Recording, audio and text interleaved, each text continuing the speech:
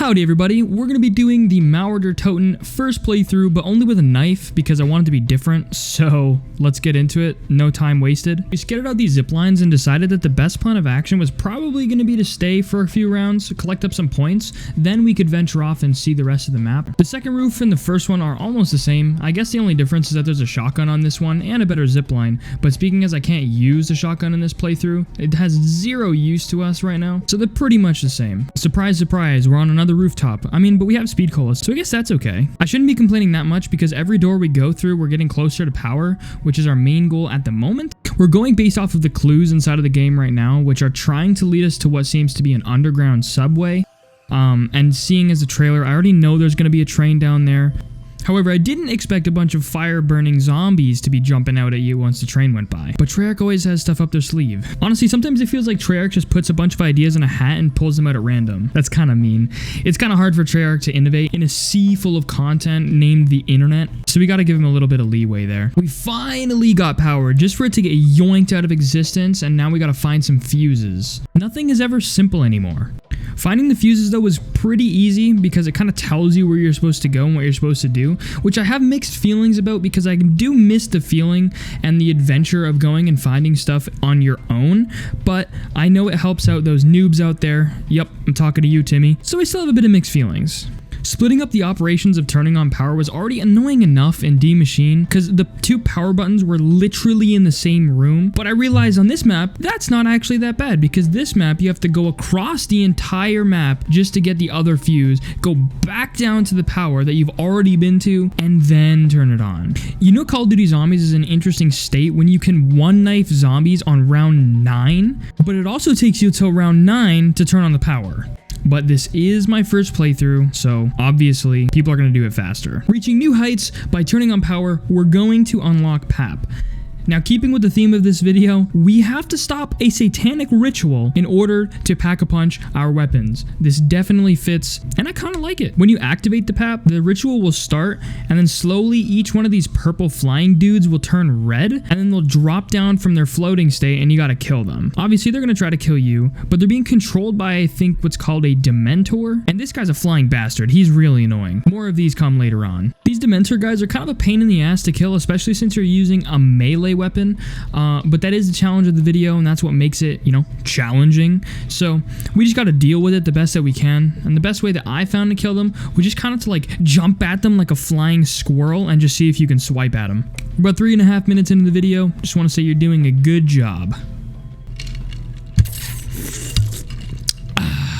So I'm sitting here with my new pack-a-punch knife, and I'm feeling on top of the world. And out of fucking nowhere, the Panzer comes out and literally starts touching my toes. At this point, I was panicking. I was on fire. He was chasing me and shooting, exploding fire bullets at me. I had no clue what to do. We were using a knife. We didn't know what to do. It didn't occur to me that there was going to be a Panzer on this map. This caught me completely off guard. Like the little boys and noobs that we are, we took our punishment like men, however, and started with my brother going down, and then I was not very far off, and I came to my unfortunate demise by the Panzer's grasp. That wasn't the only thing he grasped, but we're gonna leave that part out of the video. Wait, before you leave, we're gonna give it another attempt because you bet your ass that was not good enough for me or for you, so we're gonna give it another try. I'm gonna try and recap what we did to get back to the same place without repeating myself from the first half of the video.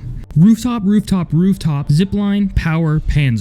Despite all of the troubles in the map that we have had so far, we ended up finding a crazy strat that makes it extremely easy to get the golden Viper camo for your knife. You're going to sit up at the department store, one person is going to watch where the zombies are going to crawl up the side of the wall, and the other person is going to be behind that first person covering the two windows. The two windows don't really spawn that many zombies due to the nature of this part of the map, and the zombies crawling up the wall are not exactly fast, so it's very hard to get overwhelmed even though you're using the knives until the higher rounds. Me and my brother were able to get our golden Viper knife in about 3 hours, which in my opinion is pretty darn good. You guys saw how the last attempt went with the Panzer, so we decided since this is technically our second second playthrough that we're going to use Semtexes only against the Panzer because we tried to knife him the best we could. We ended up doing what he does best and just started fiddling with us. We didn't really like it, so we're going to use Semtexes. This might seem a little cheaty, but again, it is the second playthrough, not the first, so I think it's pretty valid. Another thing that I'm going to have to do with this map is I'm going to have to learn the layout a little bit better because we pretty much stayed almost in one area for the entirety of us playing. So I'm going to have to go a little more in depth later on at a later date and go through the entire map, learn everything, see where everything is, perks, all the upgrade stations and workstations. I'm sure a lot of you know that there's a Klaus bot in this map, and I do want to actually look into that in another video because that could seem really interesting and really useful, but I didn't bother with it for this first playthrough because I had a lot on my plate trying to survive with the knife already, so I didn't actually remember that I could go find Klaus. And I also didn't know how to find Klaus. I haven't always been the best Easter egg kind of person, but I'm seriously considering trying to do a serious Easter egg run on this map and doing a video for you guys. Let me know if you'd like to see that down in the comments below. My overall feelings on the map are pretty positive. I do like it so far. I'm going to check it out a little bit more in depth later on after the video and on camera. So I haven't played it long enough to have full opinions, but first impressions so far are really good. I would probably give this map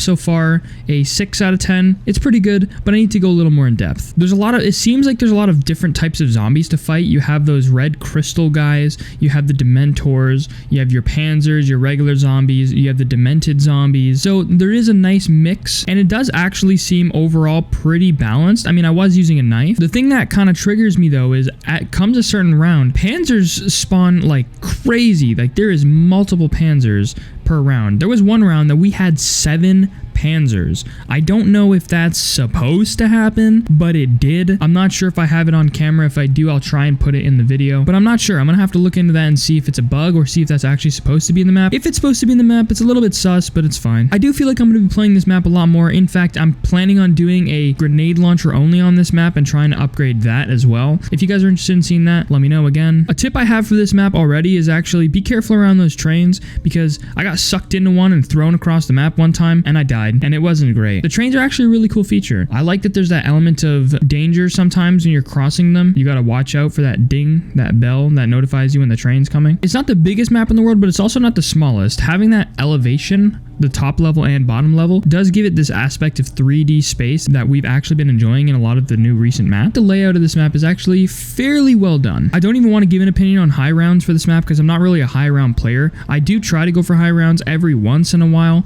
but I haven't done it in a long time, so I would really have to just do it myself and see how it goes in order to have an opinion on that. If any of you guys do end up running the strat that me and my brother are using, staying up in the department store, make sure on Panzer rounds you jump down because there's absolutely no way you're going to survive up here. You got to kind of kill the zombies around the Panzers first and then kill the Panzers second. That's the best way that we found. I'm really excited to check out the wonder weapon on this map because it looks really cool, just like a floating ball that goes in and out of the gun. It just looks sick. I just want to try it out. I haven't seen really any footage on it, so I don't know if it's good or bad, but I do know that there's different mod kits for the gun. I think it's called the Cerberus. I believe that's how Mr. Rufflewaffles calls it. Don't even get me started with the towers and these spotlights. If you run through them, you get blasted from the sky, raining hell of bullets. These towers, for some reason, don't like you in their little fence. That's fine. There's nothing useful really over there. Probably an Easter egg step, but that's about it. The addition of Mule Kick will probably come in handy for high rounders or even just like noobs that need a third gun and need a lot more ammo or just want a third gun to play with. And there's probably some useful strat out there for the game, for the map that I'm just not thinking of that utilizes Mule Kick. That wraps up the video for today. I hope you enjoyed. Please subscribe and like the video. It really helps me out. And if you're here to the end, then you obviously enjoyed. So if you did like the video, you should like the video. Could click on this one here on screen to see a cool video similar to this one, and I'll see you over there.